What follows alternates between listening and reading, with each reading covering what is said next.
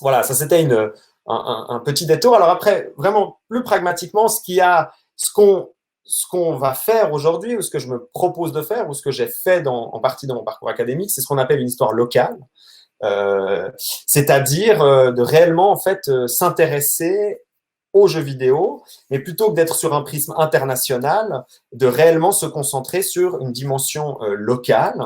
Et puis donc cette impulsion qui est finalement relativement récente dans le domaine des game studies, de l'étude du jeu vidéo, elle est en partie, elle a partie été lancée par un ouvrage qui a été proposé dès 2010 par le chercheur américain Mark Wolf, qui est un ouvrage qui s'appelait Video Games Around the World, auquel Alexis Blanchet, qui a écrit la partie sur la France, le jeu vidéo en France, m'a proposé à moi et à Mathieu Pellet d'écrire l'article sur le jeu vidéo suisse. Et donc, à partir de là, évidemment, s'engage en fait un processus d'éthérage, presque d'archéologie, d'une histoire qui n'a tout simplement pas été faite. Vous avez probablement déjà pu en parler dans ce programme. Mais un des gros problèmes, évidemment, de l'historiographie du jeu vidéo, c'est que c'est une histoire qui est beaucoup écrite, évidemment, du côté disons, des pôles états-uniens et japonais, avec peut-être de temps en temps un peu l'Europe au milieu. Mais je le vois énormément quand j'échange autour du jeu vidéo. Beaucoup de gens ont tendance à penser, quand il s'agit de nationaliser un jeu, qu'il s'agit soit d'un jeu japonais, soit d'un jeu états-unien. On travaille beaucoup avec ces deux pôles, alors qu'en réalité, évidemment, Montréal est probablement un des lieux fondamentaux ou les plus importants de la création de jeux vidéo, en tout cas là où on retrouve la plus grande densité de studios. Et puis, particulièrement à l'heure actuelle, on a des jeux, enfin vous avez probablement pu le voir aussi lors de ce programme, qui viennent vraiment du monde entier et qui, au contraire, surprennent les gens quand tout à coup ils réalisent qu'ils jouent à un jeu en réalité créé par une équipe mexicaine ou que le jeu qu'ils adorent, ce blockbuster AAA, est en réalité créé en Angleterre, par exemple. Et donc voilà, ce processus évidemment de local history, d'histoire locale, de réécriture d'une histoire locale, il permet, je pense que c'est en partie aussi pour ça que Mehdi Derfoufi m'a demandé aussi de participer avec ce sujet un peu transverse du jeu vidéo suisse, il permet justement de désancrer un peu cette vision et d'amener les gens, le grand public, à aussi considérer qu'en réalité, la créativité, maintenant, elle est internationale et que ça vaut la peine de casser justement ces logiques un peu hiérarchiques d'un jeu vidéo japonais ou états-unien, et puis après d'autres jeux vidéo, qui sont peut-être, je sais pas, le jeu vidéo européen ou autre, mais au contraire de réellement montrer comment se construit, le jeu vidéo se construit aussi évidemment dans ces espaces-là. Donc, disons, ce Video Games Around the World, la publication de cet article a été l'impulsion qui nous a poussé, moi, mais aussi mes collègues du Game Lab, à réellement s'intéresser, à se pencher sur cette histoire du jeu vidéo en Suisse ou du jeu vidéo suisse. Et puis, attendez, je passe la diapo. Et puis, pour vous donner justement un exemple du problème qu'on peut rencontrer quand on décide de faire l'histoire locale du jeu vidéo suisse, puisqu'évidemment, on est dans des logiques quand même de catégorisation, qu'est-ce qui est jeu suisse, qu'est-ce qui ne l'est pas. On était, par exemple, avec mon collègue Yannick Rochat, en train de trier dans un travail d'archivage du fonds Bruno Bonnel, donc Bruno Bonnel que vous connaissez peut-être en tant que politicien, mais qui était l'ancien PDG d'Infogrames dans les années 90, donc un des plus gros éditeurs mondiaux de jeux vidéo, éditeur français. On tombe sur ce jeu, donc qui est donc le jeu vidéo de l'Histoire sans fin 2 du film, donc adaptation en jeu vidéo du film. Et puis on voit en bas à gauche Linel, qu'on sait être un éditeur suisse. Et donc tout à coup, on ne comprend plus rien. Pourquoi l'Histoire sans fin 2, le jeu vidéo de l'Histoire sans fin 2, film hollywoodien, est pris en charge par un éditeur suisse. Bon, alors on continue évidemment à creuser. Donc le jeu est sorti, donc a été développé par Linel en 1990 sur différentes plateformes. Donc on se dit bon ben voilà, c'est un jeu suisse, mais c'est évidemment problématique puisque l'IP, la propriété intellectuelle, est américaine. Mais bon, il s'agit quand même évidemment d'un éditeur suisse. On commence à creuser aussi dans l'équipe évidemment qui a créé le jeu. Et puis on découvre sur Moby Games, donc la plateforme qui est une sorte d'archive en ligne, de database en ligne de jeux vidéo, extrêmement pratique pour la recherche. on découvre qu'un programmeur du nom de Stekor, qui est donc un programmeur assez connu britannique, qui continue à travailler dans le jeu vidéo, il a laissé un message, ou plutôt il a caché un message dans un des documents du jeu, où il attaque directement l'INEL en disant ne travaillez pas pour l'INEL, c'est de l'argent qui vaut pas la peine, il y a des mouches partout, the whole place stinks of shit, donc tout l'endroit pue la merde, des humains et des vaches, donc là bon tout à coup on est en Suisse, il n'y a rien à faire à part de travailler, il n'y a pas la télévision, il n'y a pas de bar, enfin voilà, donc une sorte d'attaque qu'on trouve dans les fichiers. Donc, on réalise qu'effectivement, cette personne a été amenée d'Angleterre pour s'occuper de la programmation, du code du jeu et rajouter 2-3 idées, mais que la grande majorité du reste du jeu a été quand même pris en charge par Michel Tschögl, qui est un développeur suisse. Et donc voilà, là on est déjà dans un objet qui est extrêmement difficile à classer dans une histoire locale. De quoi est-ce qu'il s'agit? Est-ce qu'on peut vraiment dire? Est-ce que moi je peux vraiment m'adresser à Web et dire, bah voilà, l'histoire sans fin 2, c'est un jeu vidéo suisse? Évidemment, je n'ai pas la réponse, mais c'est pour vous donner un exemple de toutes ces problématiques, évidemment, de nationalisation d'un objet culturel. Et on le ressent particulièrement, évidemment, quand on parle aussi du cinéma suisse, puisque le cinéma suisse est pratiquement tout le temps des coproductions européennes avec de l'argent français, de l'argent belge, de l'argent italien. Et donc voilà, ça rend évidemment très difficile la catégorisation d'une œuvre en tant que, voilà, la nationalisation d'une œuvre en tant que suisse. Autre exemple, pour le jeu probablement le plus blockbuster de Suisse, qui est Farming Simulator, qui est un jeu qui existe depuis la fin des années 2000, qui est, comme son nom l'indique, un simulateur de ferme, où on va manipuler des moissonneuses-batteuses, on va des outils de la ferme, on va s'occuper de chevaux, on va trancher des forêts. Enfin voilà, plus le jeu augmente son nombre de titres, plus il progresse, plus de nouveaux jeux dans la série sortent, plus le nombre de possibilités à disposition des joueurs augmente. C'est un des jeux qui fait les plus grandes ventes au niveau européen. C'est un des jeux européens qui a le plus de succès. Et puis, ce jeu est créé par Giant Software, qui est donc une compagnie zurichoise, en tout cas à proximité de la ville de Zurich, mais avec une grande partie aussi de l'équipe qui est basée en Allemagne. Et donc, ce qui crée notamment certains problèmes en fait de définition ou de désignation, quand il s'agit évidemment de dire d'où vient Farming Simulator. On a notamment eu un moment où Angela Merkel, quand elle est venue visiter la Gamescom, donc ce grand salon à Cologne du jeu vidéo, qui est le plus grand salon mondial du jeu vidéo à Cologne, elle est venue sur le stand Farming Simulator, qui est un des plus grands stands de la convention. Et puis, ça a été évidemment brandé, ça a été, communiqué comme évidemment un jeu allemand. Alors après, on ne s'est pas dressé sur Twitter en disant mais quel scandale, il s'agit d'un jeu suisse, mais c'est pour montrer aussi qu'est-ce qui se joue évidemment dans cette nationalisation du jeu, ce qu'on retrouve bien évidemment aussi dans d'autres objets culturels comme notamment le cinéma.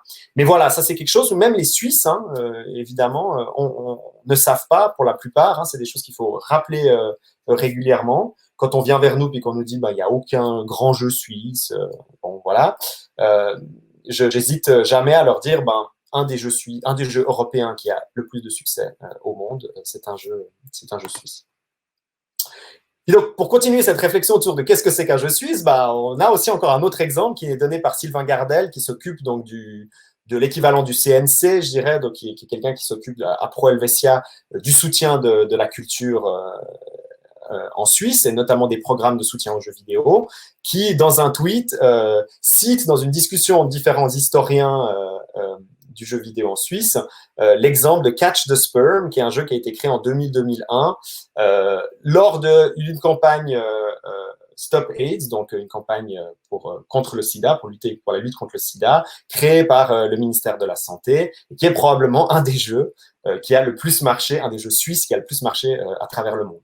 Mais là aussi, on sent bien qu'on est dans un objet qui est relativement problématique, assez simpliste en termes ludiques, puisqu'il s'agit d'un bête shoot them up, enfin un bête jeu de déplacement, esquive et autres, même si le jeu en soi est pas mal du tout. Mais voilà, on est de nouveau dans des objets c'est difficile de poser évidemment les jalons de qu'est-ce qui est suisse, mais aussi quel objet quel objet l'est en fait? Où est-ce qu'on pose la limite dans l'expérience interactive? Est-ce qu'on prend évidemment en compte l'intégralité des jeux publicitaires, des jeux militants et autres? Alors ça, malheureusement, c'est une vidéo que je ne peux pas vous montrer, donc je vais passer la slide plus rapidement. Mais voilà, c'est la vidéo d'une émission qu'on a déterrée de 1979-1979, une autre TV, où on voit, hein, l'idée, c'est de vous montrer aussi que le jeu vidéo suisse est aussi apparu dans les laboratoires universitaires. On voit donc une émission une émission TV qui filme Jean-Daniel Nicou de l'EPFL, donc l'École Polytechnique Fédérale de Lausanne, en train de créer avec ses étudiantes et ses étudiants des jeux. Alors, l'émission est particulièrement intéressante parce que les questions du journaliste sont des questions qu'on pourrait entendre maintenant. C'est à quoi ça sert de jouer à l'université, enfin des questions que nous, on nous a aussi posées au Game Lab. Donc, c'est un extrait vidéo qu'on aime bien montrer justement pour montrer au final la pérennité de certains discours ou certaines manières de considérer le jeu vidéo. Mais là, l'idée, c'est de montrer aussi comment on tombe sur des archives vidéo qui montrent justement aussi comment des jeux sont créés par des étudiants dans un contexte universitaire, ce qui correspond en grande partie aussi à l'histoire du jeu vidéo dans beaucoup de régions du monde, un démarrage, en tout cas une étude de la programmation numérique par le jeu vidéo dans des laboratoires. Alors, on a très vite réalisé, en fait, face à tous ces défis de catégorisation du jeu vidéo suisse, que c'était pas tout simplement pas à nous de déterminer qu'est-ce qui était suisse et qu'est-ce qui l'était pas, mais au contraire que l'urgence était plutôt d'identifier le corpus face auquel on faisait face, en fait. Quelle était en fait la densité est-ce que quand on parlait de jeux suisses, est-ce qu'on parlait de 50 jeux ou est-ce qu'on parlait de 4000 jeux ou 500 jeux? Et moins d'avoir un peu une idée, hein, donc de dégrossir, moi je dis souvent cartographier, d'avoir un peu une idée un peu grossière, hein, c'est pour ça que j'aime bien le terme de panorama qui a été choisi aussi pour le titre de cette présentation, de cartographier vraiment l'objet qui nous est face. Et donc, ce qu'on a décidé de faire, alors c'est plus venu d'une volonté du côté créateur et créatrice, mais qui très rapidement, des archivistes sont venus se joindre au projet, et puis des chercheurs. On a mis en place en fait une base de données open data, donc complètement ouverte, où n'importe qui pouvait venir et y insérer toutes les données potentielles qu'ils avaient. Donc même quand il s'agissait de « Ah, mais je me souviens il y a 20 ans, il y avait un jeu qui était fait, un prototype que j'avais vu passer et autres », de vraiment dégrossir le plus possible et de faire circuler, enfin vraiment d'utiliser un peu la force du collectif, puisque vous le devinez peut-être, mais un des gros challenges évidemment en Suisse, c'est que vous interagissez aussi avec des Suisses italiens, avec des Suisses allemands, avec des personnes qui parlent aussi en romanche, hein, la 4e langue suisse, dont on reparlera peut-être après. Et donc, il faut aussi, quand il s'agit évidemment de faire travailler le collectif, il faut aussi trouver des manières claires et efficaces de récolter aussi de la donnée et puis d'avoir une énergie un petit peu commune. Donc ça, c'est quelque chose dont on est assez fier parce que réellement, on a pu mettre en place, à partir de cette logique, un dégrossissement de quel était le corpus qui nous faisait face, sur quoi les jeux étaient sortis. Et puis là, l'idée, évidemment, parce qu'on me pose souvent la question, hein, on m'écrit souvent par rapport à ça en me disant « mais c'est quoi un jeu suisse ?» Enfin, j'étais juste programmeur sur tel jeu, mais il a été sorti par telle boîte en Angleterre et autres. Et donc, moi, ce que je réponds souvent, c'est on le met dans la liste. Et puis après, l'idée, dans un deuxième temps, on ira vraiment dans le détail. Et puis, puis après, c'est le travail, évidemment, de la recherche, de prendre l'objet, de s'y intéresser. Il y a évidemment des bases de données sur Internet qui permettent de savoir les équipes qui ont travaillé. Donc, d'accepter aussi frontalement cette dimension profondément plurinationale des productions suisses, au même titre que le cinéma, en tout cas suisse, est extrêmement, on est au niveau des productions extrêmement plurinationales.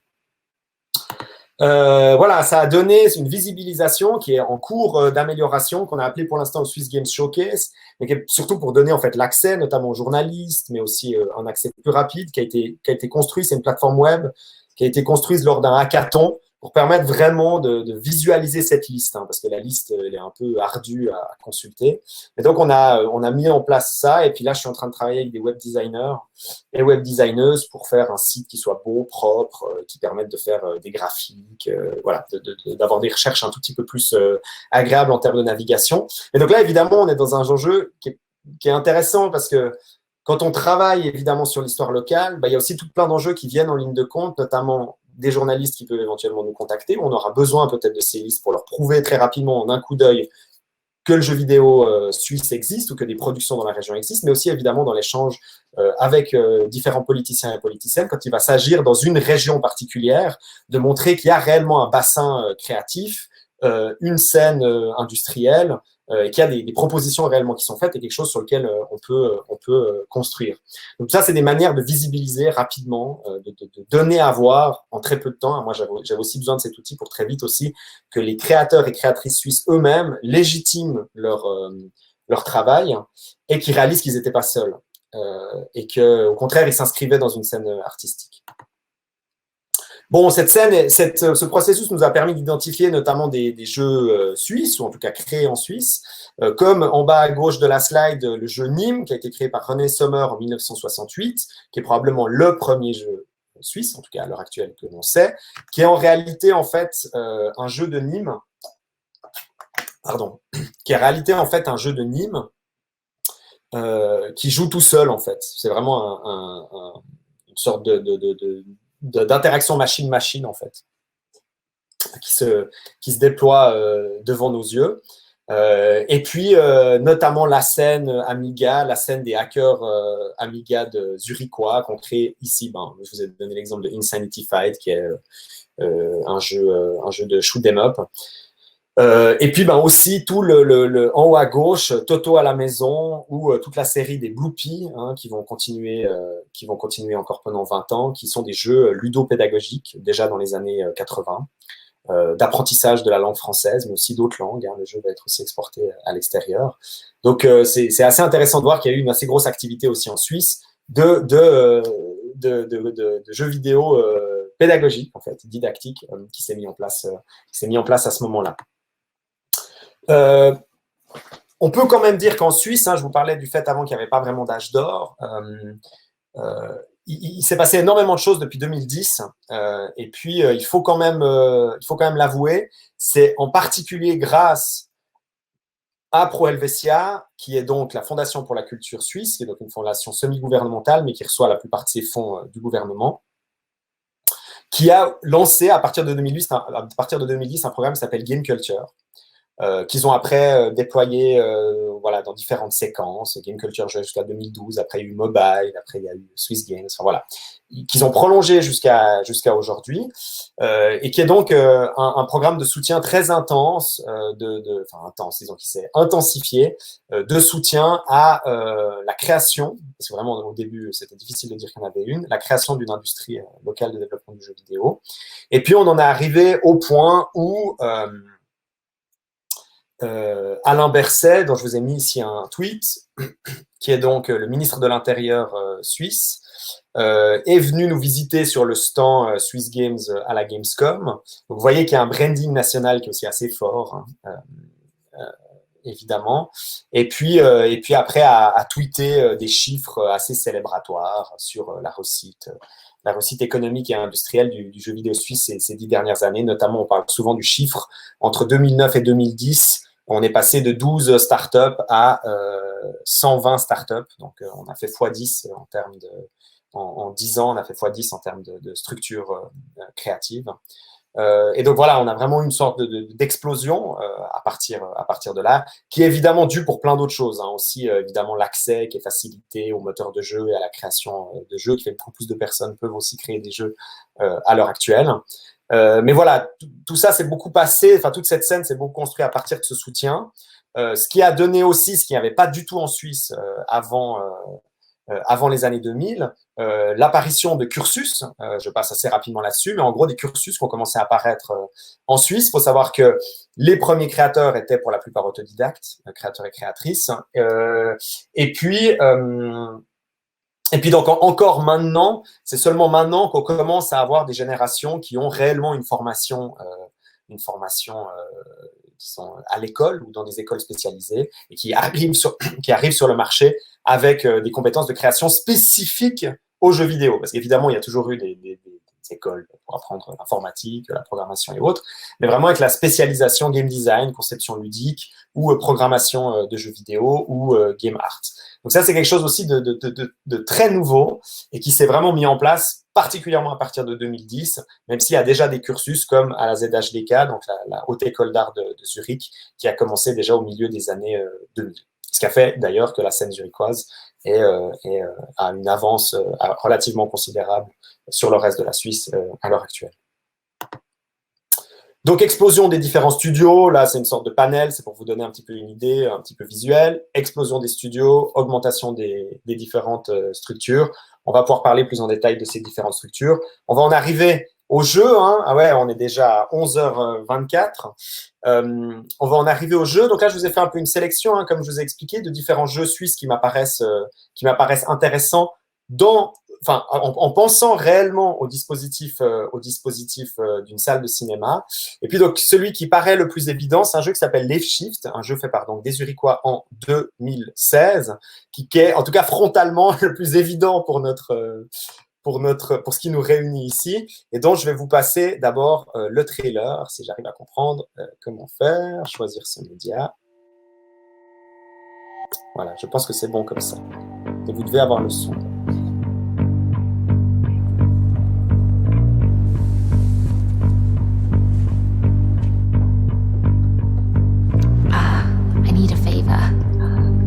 I need the keys to the Maserati. Get over here. Now! I want you to tie her up.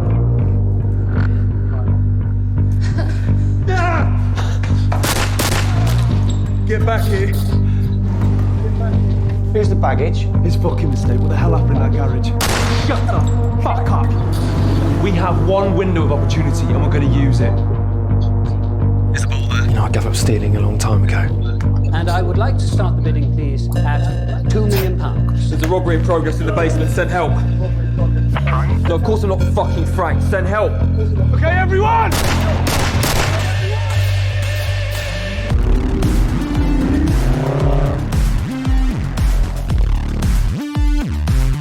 Why have you brought this here?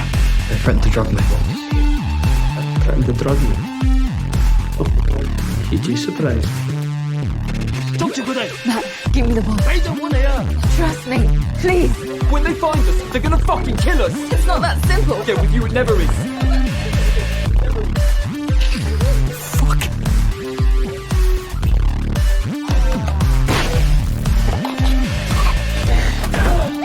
Fucking choice. It should belong to no one. No.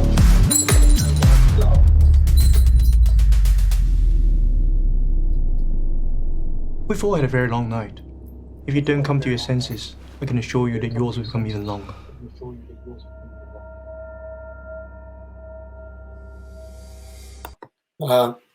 Ils vendent ça, donc, oula, faut à chaque fois que je reload le PDF, mais ils vendent ça comme donc Ah, c'est super, on retombe sur la même slide. Donc, Late Shift, sorti en 2016, mais qui était déjà testé dans quelques salles de cinéma zurichoise avant, qui est vendu, donc, comme vous le voyez, comme le premier film interactif cinématique. Bon, j'ai un peu du mal de la traduire, même si on voit un peu ce qu'il veut le dire. C'est vraiment cette idée d'un film projeté. Alors là, réellement, ils ont l'objectif, même s'ils l'ont sorti aussi sur téléphone portable et tablette, dans des salles de cinéma, avec la possibilité pour le public, vous le voyez ici, alors c'est difficile à voir sur ma slide, mais la possibilité pour le public de voter, comme on a pu le voir pour la pièce de théâtre dont je vous ai parlé avant, de voter pour des directions, pour des embranchements narratifs, ce qui va évidemment orienter l'histoire. Mais là, il y a vraiment eu un travail de CTRL Movie, de réellement penser l'objet comme quelque chose, une expérience qui puisse être vécu dans une salle de cinéma. L'interface, on voit aussi la facture. On ne saurait pas ces détails-là, on aurait l'impression finalement qu'on est face à effectivement peut-être un film hollywoodien ou un film indépendant. Mais voilà, on a moins cette dimension justement ludique qui est là. Mais voilà, d'entrée de jeu, l'idée c'était réellement d'intégrer ce dispositif cinématographique de la salle de cinéma lors de la création, ce qui n'est pas forcément le cas des autres jeux vidéo interactifs. Ou au contraire, voilà, l'expérience sera pensée différemment sur des écrans qui sont pensés aussi comme plus petits. Là aussi, on voit qu'il y a un travail sur l'interface qui rend le truc très clair, très propre, entre guillemets. Et puis surtout pas trop complexe. Hein. L'idée, c'est pas non plus avoir des choix non plus tout le temps, mais au contraire d'avoir cette cadence de temps en temps, puis d'avoir une sorte d'expérience commune. Hein. C'est quelque chose qui va revenir ça dans la salle de cinéma. Je pense que ce que le jeu vidéo va aussi beaucoup réfléchir dans la salle de cinéma, ou ce qui permet éventuellement, c'est justement aussi de rappeler cette respiration commune que les spectateurs et spectatrices ils ont lors du visionnage d'un film. Et donc le jeu vidéo peut aussi évidemment reproduire ça, ou le produire plutôt aussi, pas forcément de la même manière, mais se rappeler à ce moment un peu magique évidemment de ce qui peut se passer dans une salle de cinéma avec des inconnus. Prochain jeu, puis on continue à avancer là-dedans. Alors évidemment, si vous avez des questions, n'hésitez pas à intervenir. Mais je vous propose d'avancer un petit peu dans 2-3 exemples donc, que je suis venu vous chercher ici. On revient vers donc, ce Moondown dont je vous ai parlé un petit peu avant.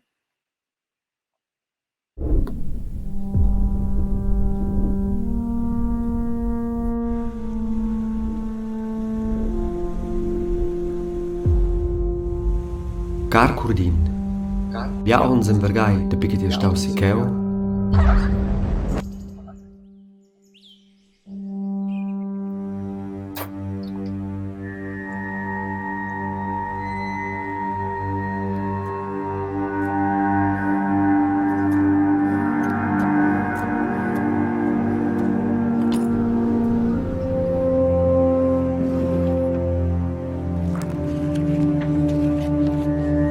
Biedi, signor Plevon.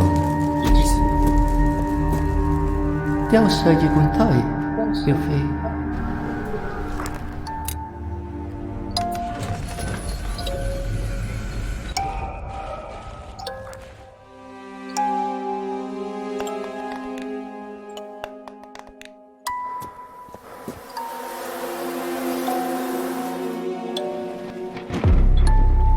Tot puissent hagi misericordia con nossas almas.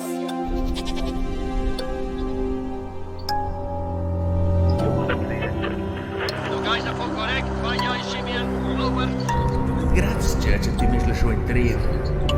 Ultima mais termos sonhos se me triga aquelas.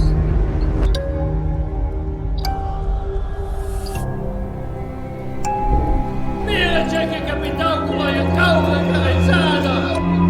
Minha de novo. Possa bem. Minha jovem. Posso seguir a te novo?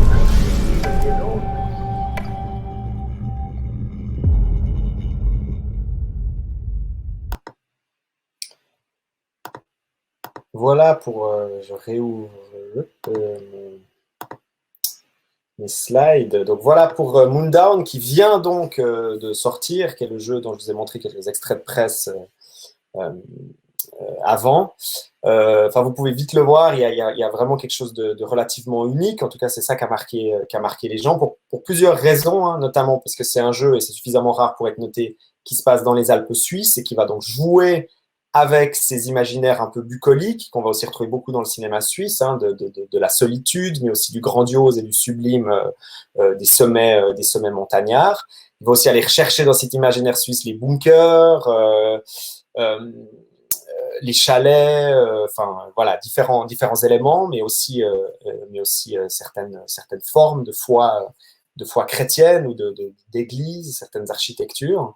Et puis, plus distinctement, visuellement, le travail qui est fait, qui est unique, c'est-à-dire que le créateur Michel Ziegler, qui a mis 6 ans à créer ce jeu, a dessiné au crayon l'intégralité des textures et les a appliquées après sur des modèles 3D. Donc, c'est-à-dire d'abord sur une feuille, il a dessiné et puis après, il a appliqué cette feuille sur un modèle 3D, ce qui donne en fait ce visuel assez phénoménal. On a l'impression de se promener dans quelque chose de relativement unique, mais de se promener presque dans un dessin au crayon, et ça joue donc beaucoup sur les ombres. Et puis donc le jeu lui-même aussi en fait entre des moments un peu presque bucoliques de promenade, où on s'arrête, on s'assied, on regarde avec la longue vue et autres, et puis des moments un petit peu plus intenses, mais qui tombent jamais dans l'horreur, hein, qui sont plutôt dans l'étrange, dans le malaisant, puisque le jeu va s'inspirer aussi en partie de certaines certains contes folkloriques suisses ou certaines histoires de la littérature suisse, notamment L'Araignée noire de Gotthelf, qui est une histoire horrifique, oui, c'est ça, une nouvelle horrifique du 19e siècle suisse, d'un auteur suisse. Donc. Et puis, dernier élément qui va créer cet étrange et cette surprise, c'est que le jeu est intégralement doublé en rétro-romanche, ou en romanche plutôt. Vous avez peut-être pu croire entendre de l'italien ou de l'allemand et autres, mais en fait, c'est une langue, c'est la 4e langue nationale suisse, qui est parlée par, disons, une petite dizaine de milliers de personnes, disons environ 50 000 personnes, et qui est en fait une sorte de mélange entre italien, français, allemand. Et donc là, l'idée, c'est de rendre, évidemment, de travailler sur l'étrange, même à travers la langue, et tout en, évidemment, en donnant à l'entendre. Hein. Moi-même, c'est une langue que j'ai pratiquement jamais entendue dans ma vie, hein, puisque je n'habite pas à proximité de la région où voilà, les gens la pratiquent. Et donc, de combiner à la fois cette dimension particulière, profondément régionale. Hein. Alors là, on est vraiment dans du régional, mais le jeu est édité par un éditeur californien. Les critiques positives viennent énormément de pays anglophones, notamment, mais aussi de l'ailleurs. Et pour moi, c'est un bon exemple en fait pour montrer comment il ne faut pas hésiter à s'approprier évidemment aussi la créativité locale et puis l'imaginaire local, parce que je pense que les gens au contraire ont plus que besoin justement de variation face à cet imaginaire nord-américain. Ou parfois, disons, asiatique, mais surtout nord-américain.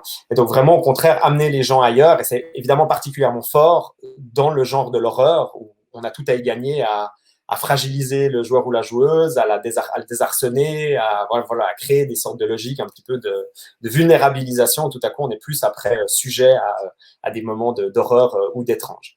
Ce jeu, moi, m'intéresse aussi particulièrement, puis je vous en parle aussi parce que c'est un jeu qui fonctionne extrêmement bien aussi quand on le montre pour de la médiation, c'est-à-dire quand on le montre devant un grand écran. Alors, je n'ai pas eu l'occasion de le faire dans une salle de cinéma, mais je vous montre ici quelques photos d'un événement que j'ai pu organiser autour du jeu, alors qu'il n'était pas encore sorti. Le développeur Michel Ziegler m'avait envoyé donc un build, une version préalable, pré-sortie pour l'événement. Et là, donc, j'ai amené, disons, le jeu dans la librairie de la Louve, qui est la librairie à Lausanne, en fait, de livres d'occasion, mais aussi de vieux livres de collection. Beaucoup de livres d'art, notamment.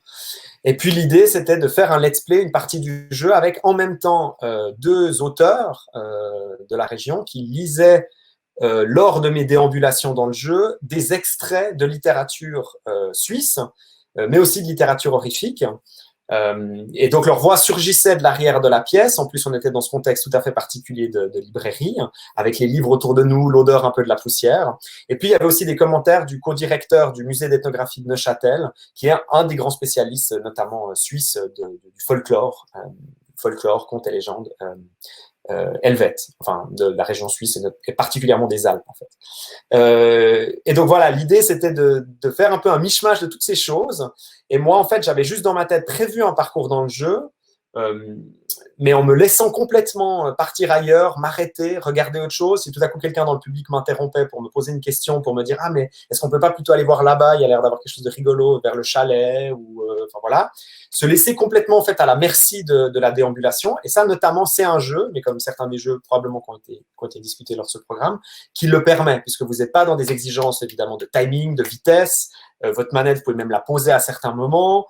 Quand les lectures de texte démarraient, je déplaçais lentement la caméra vers le ciel, quand tout à coup il s'agissait de parler des étoiles ou du sublime des montagnes ou des Alpes. Et donc, c'est évidemment fondamental de penser aussi le jeu qu'on va montrer et de le montrer de la meilleure des manières possibles, mais aussi il y a des jeux qui se prêtent évidemment beaucoup plus à la mise en nouvelles situations ou dans des nouveaux dispositifs. Et Moondown le permet en particulier. Et ça crée justement cet échange tout à fait fascinant avec le public. Et c'est avec beaucoup des jeux qui marchent bien, c'est des jeux où il y a peu de conditions d'échec, ou alors il y a peu de possibilités de mourir, ou alors elles sont facilement évitables. Vous savez que notamment, là je fais une petite digression, mais notamment il y a une grande discussion à l'heure actuelle au Parlement suisse pour légiférer le le jeu vidéo. Et notamment, une des discussions qui a lieu, c'est de savoir si on peut, dans un festival, montrer un jeu qui est normalement 18 ans comme Assassin's Creed, alors que dans le public du festival, il y a des personnes qui n'ont pas 18 ans. Maintenant, évidemment, la personne qui actionne le jeu, elle peut tout à fait décider de juste se promener, de ne pas tuer d'autres protagonistes, de ne pas attaquer. Et donc, en gros, la performance que vous faites du jeu, même s'il est 18 ans, la performance que vous faites du jeu n'est pas en réalité 18 ans ou ne comporte pas des éléments problématiques. Donc, est-ce qu'il faut légiférer là-dessus? Est-ce que c'est possible de les montrer ou pas? Évidemment, c'est problématique beaucoup aussi pour la scène du sport électronique, de l'e-sport, parce que beaucoup des jeux qui sont notamment joués sont des jeux qui ont plutôt des limites d'âge relativement élevées. Donc voilà, c'est des discussions qui rentrent en ligne de compte et qui touchent particulièrement ces jeux dont on peut complètement détourner l'expérience ou garantir que lorsqu'on actionne le jeu devant un public, eh ben, l'expérience qu'on va montrer au public ne va pas comporter des éléments problématiques. Je continue dans notre petite promenade. Et puis, si vous avez des questions, évidemment, n'hésitez pas. Mais pour l'instant, on se promène dans ces différentes propositions de jeux vidéo suisses.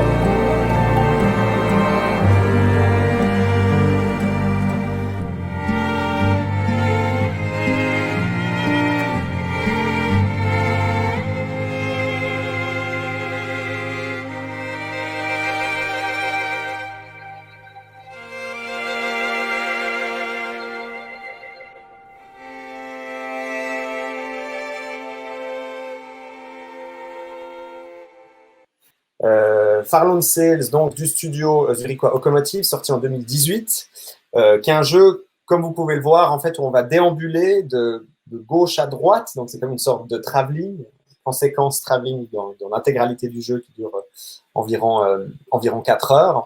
Donc on va jouer un minuscule personnage qui va manipuler une sorte d'immense machine pour traverser des plaines dévastées. Le jeu en lui-même est un commentaire évidemment en partie sur les problématiques écologiques et l'effondrement du monde. Mais c'est aussi beaucoup un jeu en fait de micromanagement où il va falloir gérer sa machine, il va falloir créer presque une sorte de symbiose avec sa machine pour être capable de la faire avancer continuellement, d'utiliser tantôt le vent, tantôt l'eau, enfin voilà, différents éléments pour continuer à la faire bouger. Moi, je trouve qu'à 2 titres, c'est un jeu qui est enfin, plusieurs titres, disons, c'est un jeu qui est intéressant. Déjà, c'est un jeu qui est assez facile à finir en une session. Hein. À chaque fois que je l'ai présenté en musée, hein, la plupart des gens s'arrêtaient, ils jouaient, et puis en fait, ils faisaient assez souvent l'intégralité du jeu avant de quitter la borne, puisqu'on est sur vraiment une séquence suivie. Et puis, aucun texte, aucun dialogue. Donc là aussi, cette dimension d'accessibilité, on n'est que dans le ressenti, on n'a pas effectivement de logique de langue, de nécessité peut-être de lire pour que tout le monde comprenne, d'attendre que la bulle se ferme pour pouvoir passer à la suite de l'histoire.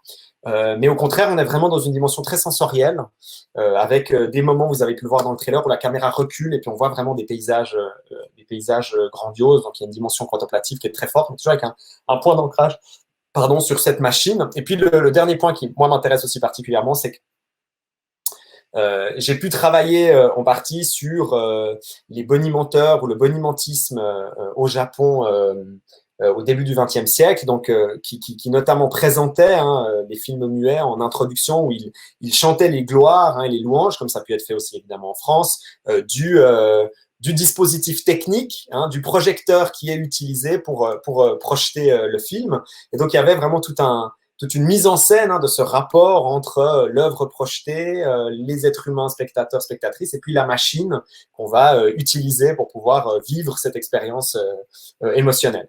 Et là, je trouve particulièrement intéressant parce que c'est aussi un jeu qui va donc formuler en tout cas un commentaire sur notre rapport à la machine qui n'arrête pas de casser pendant tout le jeu. On est tout le temps à devoir la réparer, ses roues cassent, enfin voilà, il y a quelque chose où à la fois le jeu peut essayer de construire une sorte de rapport presque intime ou avec la machine, mais aussi quelque chose de très pénible où vraiment on doit la traîner derrière nous, on en a besoin, mais c'est vraiment un poids pour nous. Donc voilà, j'aime beaucoup ce discours qui est formulé entre homme et machine, et je trouve ça particulièrement intéressant puisque alors est-ce que je vous montre Feist?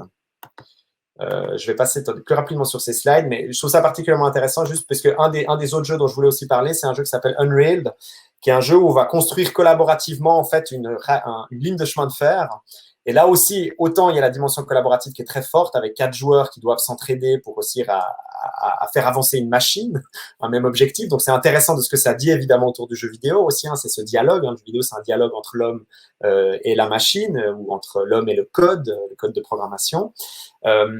Et donc, c'est particulièrement intéressant. Je trouve que la Suisse se distingue sur certains jeux qui sont notamment des jeux de train, ou en tout cas où on a un engin, une sorte de locomotive à entretenir, puisque non seulement les Suisses ont un grand amour du train, mais aussi voilà, ça témoigne aussi de cette envie de vouloir aussi thématiser ce rapport justement au machinique et ces liens entre homme et machine qui me semblent évidemment particulièrement intéressants à aussi mettre en avant.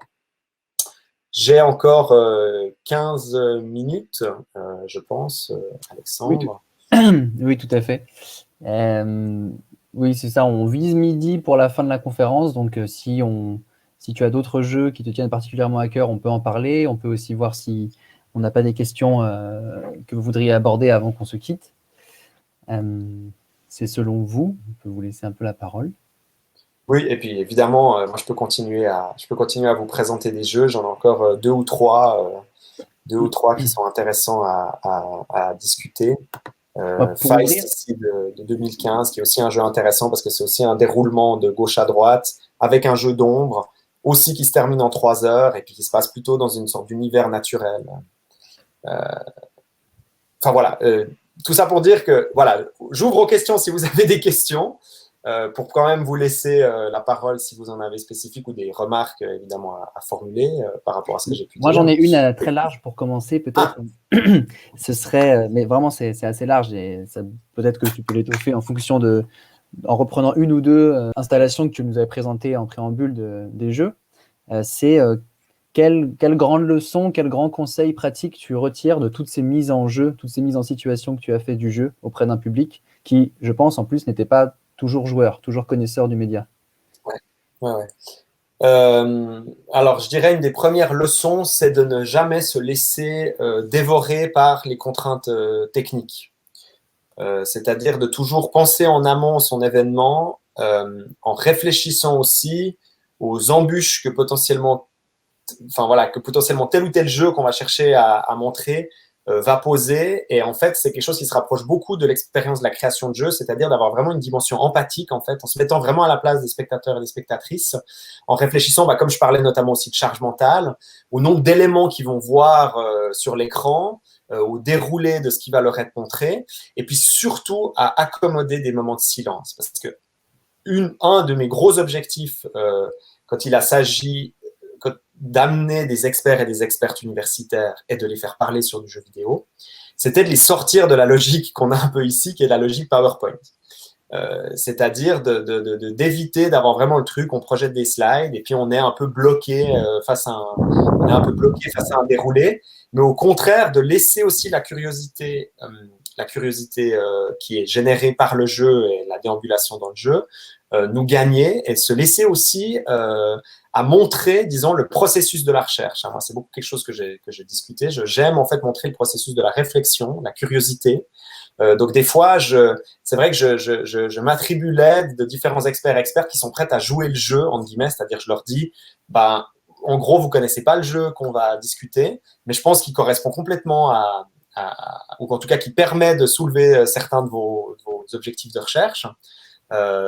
Mais en gros, on se laisse un peu des moments de silence pour aussi laisser le jeu respirer, laisser le jeu parler. Une des grandes erreurs qu'on peut faire, c'est d'avoir un débit en continu, d'avoir peur, en fait, de temps en temps aussi, avoir ces moments de respiration. Ça, c'est une des grosses beautés quand on fait des let's play, c'est qu'on peut se dire aussi de temps en temps, on laisse aussi notre cerveau un peu en jachère et puis on laisse aussi le jeu parler de lui-même.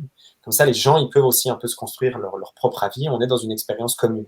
C'est pour ça que souvent aussi, ce que j'ai fait, c'est que j'installe les experts et les expertes ou la personne qui joue au jeu au milieu du public. Pour aussi permettre aux jeunes, j'ai beaucoup vu ça chez les très jeunes, soit même carrément leur donner la manette, soit même ils posent des questions parce qu'en fait, ils voient qu'on est à l'intérieur en fait, du groupe. On n'est pas sur une scène devant avec un écran devant nous, même si c'est des dispositifs qui sont aussi intéressants. Mais de vraiment penser en amont quelle est notre intention. Et puis ça doit surgir du lieu et ça doit surgir aussi du jeu qu'on sélectionne. Et comment, en fait, on le sélectionne. C'est pour ça que je pense que il y a des jeux qui passent mieux que d'autres. C'est évident. Il y a des jeux, moi, je les vois et je me dis, si là, je les prends et je les mets dans un dispositif comme ça, je vais leur faire violence. Moi, ce que j'essaye d'éviter à tout prix, évidemment, c'est de faire violence aussi à l'œuvre. C'est pour ça que certains jeux, malgré le fait que je les aime beaucoup, je les mets jamais spécialement en exposition ou je les mets peu en let's play parce qu'en fait, ils sont bardés de texte, ils sont assez complexes, ils demandent peut-être 45 minutes à peut-être comprendre les tenants et les aboutissants de ce qui les rend vraiment intéressants. Et donc, soit de s'adresser aux créateurs et à créatrices pour leur demander en fait de faire une nouvelle version du jeu qui ne comprend qu'un certain nombre d'éléments, par exemple en enlevant certains éléments problématiques ou en enlevant une densité textuelle ou des choses comme ça, pour garder que quelque chose de fondamental qui nous intéresse dans le jeu. Ou alors, ma foi, des fois, de dire, écoute, je suis navré, je n'ai pas envie de faire violence à ton jeu. Puis ça va aussi, évidemment, dans des jeux qui sont des expériences uniques, où on n'a qu'une chance de marquer aussi le spectateur et la spectatrice. Il ne faut jamais aussi oublier que cette chance-là, on peut aussi la gâcher. Dans une expérience... disons, il faut aussi faire attention, il faut aussi penser, quand on déambule dans le jeu, à vraiment valoriser aussi la qualité de l'expérience et pas être dans un j'ai regardé hier un let's play justement d'un jeu où les critiques ils allaient mais à 100 à l'heure dans le jeu. Alors là il y a ça, et puis là je prends ça, et en fait il y a une violence qui est faite à l'œuvre qui fait que non seulement on n'est pas capable de voir ce qu'elle formule, mais en plus ça dessert tout le monde parce qu'on peut pas en profiter. C'est une très longue réponse. Non, mais c'était une question très large, donc c'est normal. Et du coup tu cites oui, tout à fait, tu peux contacter les créateurs du jeu pour leur demander éventuellement, comme ça arrive parfois, qu'ils aient une version du jeu un peu épurée de certaines choses, mais qui en fait fonctionne mieux dans un dispositif public que pour un usage domestique. Et donc ça implique que tu contactais systématiquement les créateurs des jeux que tu mettais en exposition ? Oui, déjà pour éventuellement, quand c'était possible, régler des droits d'auteur. Et puis parce qu'en fait, ça c'est une chose qui est importante. Alors ça concerne plus la mise en exposition plutôt que des parties commentées en salle de cinéma, par exemple. C'est très important d'avoir un build spécifique ou une version spécifique du jeu qui, lorsque quelqu'un pose la manette, se réinitialise après 3, 4, 5 minutes d'inactivité. Parce qu'en fait, autrement, ça veut dire que le visiteur ou la visiteuse vont arriver devant le jeu, il y aura déjà les tutoriels, il y aura déjà les explications qui seront passées, donc en fait, ils seront complètement perdus, ils prendront la manette, ils diront, mais c'est quoi ce jeu, c'est n'importe quoi, on comprend rien et tout. Alors qu'en réalité, le créateur et la créatrice, les créateurs et créatrices ont réellement pensé à un déroulé qui amène évidemment dans le jeu.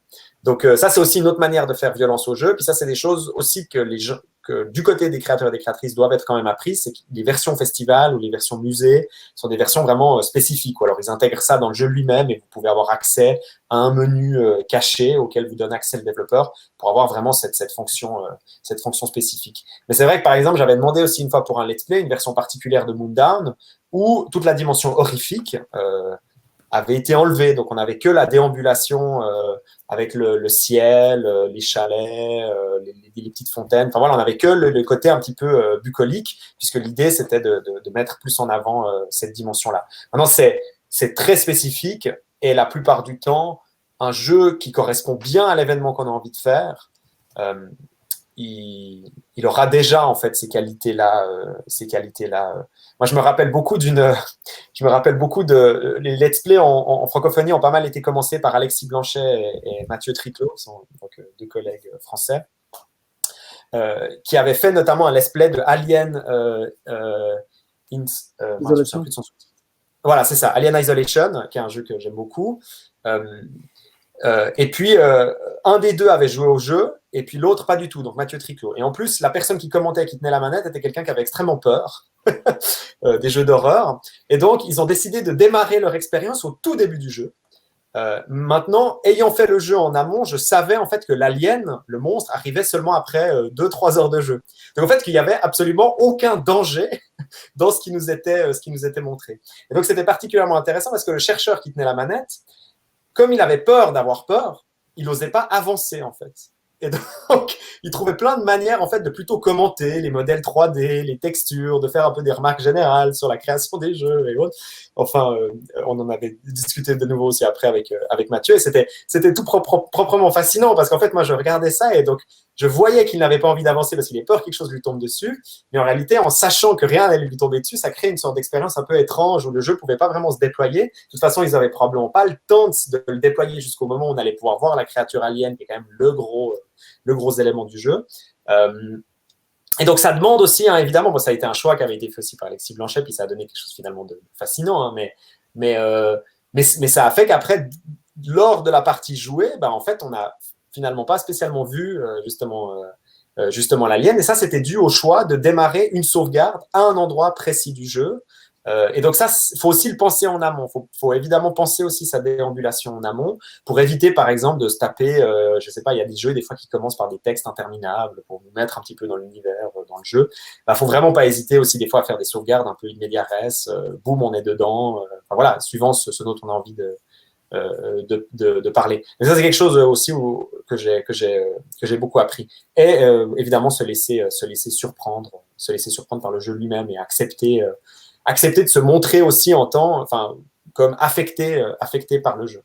Ça crée aussi des moments de respiration dans la salle qui sont géniaux parce qu'en fait, on se fait tuer ou on arrive mal à gérer quelque chose. Donc, vraiment, commenter aussi la manipulation qu'on fait du jeu. Ça, c'est fondamental pour le grand public.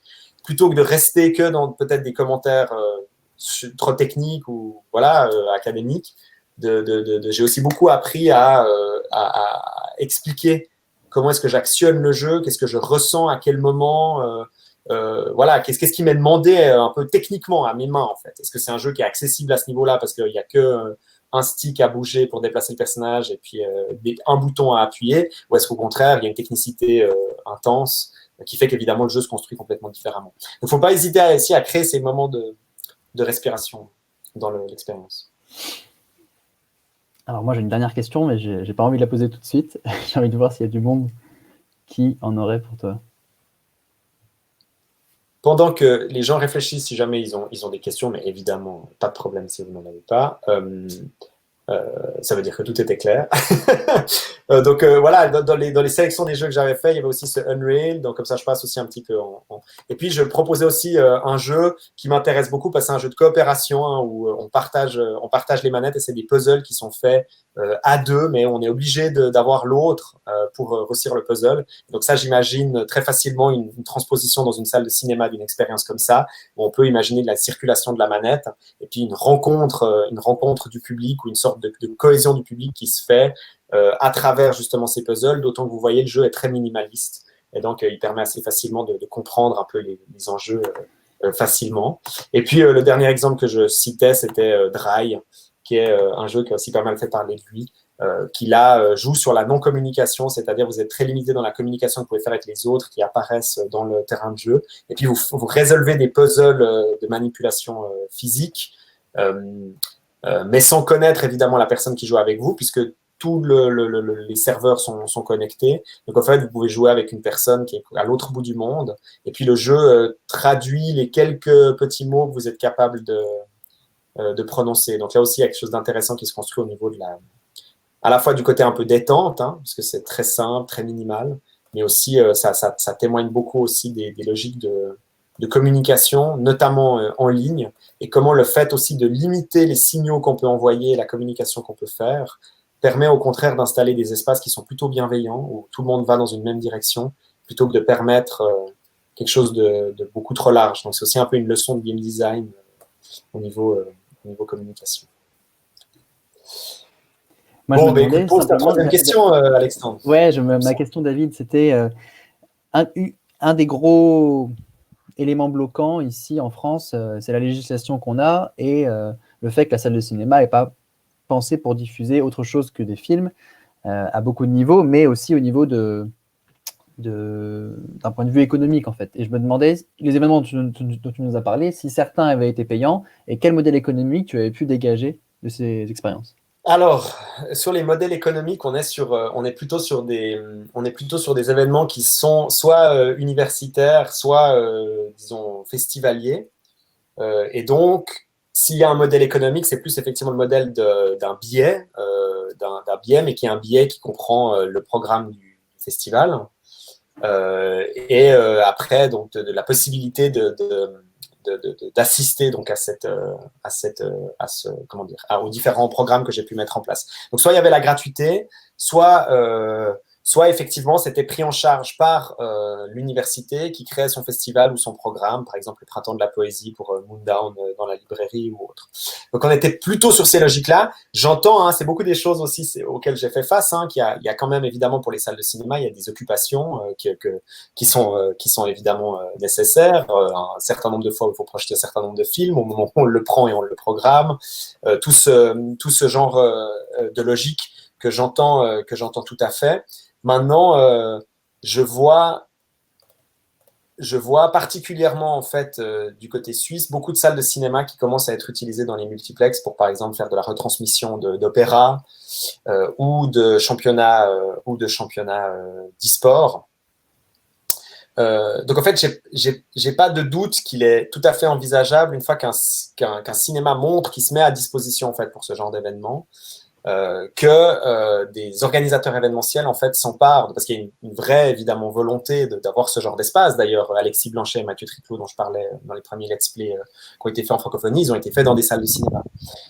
Donc, j'ai pas de doute que ce modèle-là, en fait, il peut être tout à fait rentable, suivant la communication qui est faite autour de l'événement et puis évidemment la forme qu'il va prendre. Mais s'il s'agit tout à coup effectivement de faire une programmation sur un week-end autour du jeu vidéo avec différentes personnes qui actionnent le jeu puis qui éventuellement le commentent, ou alors même des sortes de moments effectivement juste de déambulation dans le jeu et puis possibilité de venir profiter du jeu dans une salle de cinéma, j'ai pas de doute que ça peut être une offre qui peut être particulièrement intéressante. Alors après, c'est vrai qu'il y a une valeur ajoutée aussi à avoir des créateurs et des créatrices qui parlent de leur jeu en même temps, mais c'est pas fondamentalement nécessaire. Je pense que le simple plaisir il faudrait peut-être trouver effectivement l'axe de communication qui le permettrait, mais de effectivement montrer du jeu vidéo sur un grand écran. Pour moi, il pourrait avoir un potentiel effectivement d'attirer et d'intéresser les gens, d'intéresser aussi un nouveau public. Après, il faudrait voir évidemment à quel prix, faudrait réfléchir à la manière justement de le faire. Mais voilà, aussi dans le cadre peut-être d'un vernissage d'un jeu ou autre, je pense qu'il y a une certaine valeur, effectivement, en tout cas, se rendre disponible en fait à la location de sa salle ou à la mise à disposition de sa salle, moyennant un certain prix d'entrée pour ce genre d'événement.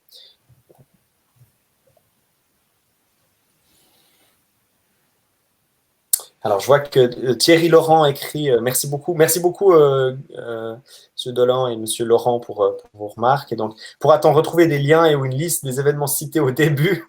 Et si c'est pas trop demandé, des recommandations de jeux qui se prêtent le mieux à la présentation en salle de cinéma.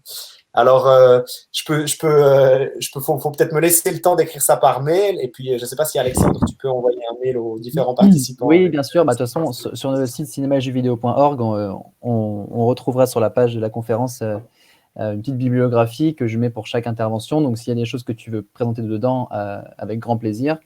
Voilà, c'est vrai que c'est allé assez vite, mais c'était vraiment très enrichissant, je trouvais, ces différents formats que tu avais pu mettre en place, qui mettaient en scène des chercheurs ou du théâtre, tout ça, ce qu'il y avait au départ, c'était quand même vraiment riche. Donc, si on peut retrouver ça, je pense que ça serait utile à d'autres.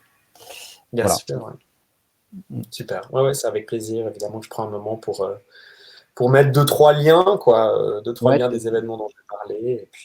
Et puis effectivement, j'ai peu référencé dans le PDF même, en fait, les différentes choses dont je parlais.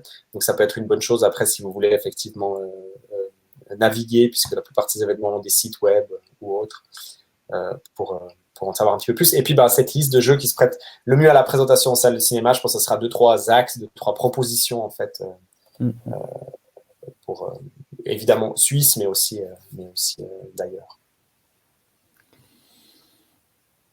Très bien. Est-ce que on a des dernières interventions? C'est maintenant ou jamais?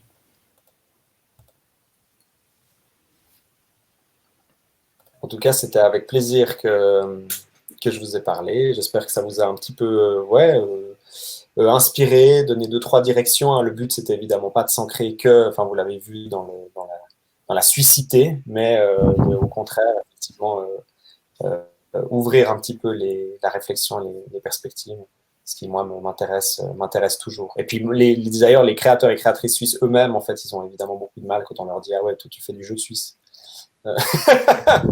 C'est évidemment relativement réducteur, ce passage par la nationalité. Donc, c'est bien aussi de trouver des manières de créer plutôt des connexions, quoi. Et donc, voilà, c'était avec beaucoup de plaisir que je vous ai parlé. Et puis, je vous souhaite à tous un très bon appétit. Bah oui, je crois qu'on y est. Non, mais merci beaucoup, David. C'était très riche. Et puis, non, ça clôture avec la même idée tout ce qu'on a fait sur ce cycle. Voilà, je pense qu'il n'y a plus qu'à. En tout cas, j'ai l'impression qu'il y a pas mal de freins à ce que ça se fasse aujourd'hui dans comment les choses sont organisées au niveau législatif ou économique, comme je disais.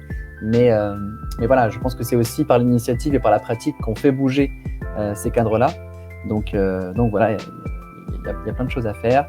On va voir un peu comment on fait évoluer aussi cette action au cinéma et jeux vidéo. Ce cycle de conférences s'arrête ici, mais ça va continuer à bouger. Donc regardez le site et tenez-vous informés. De toute façon, on vous contactera pour tout ça.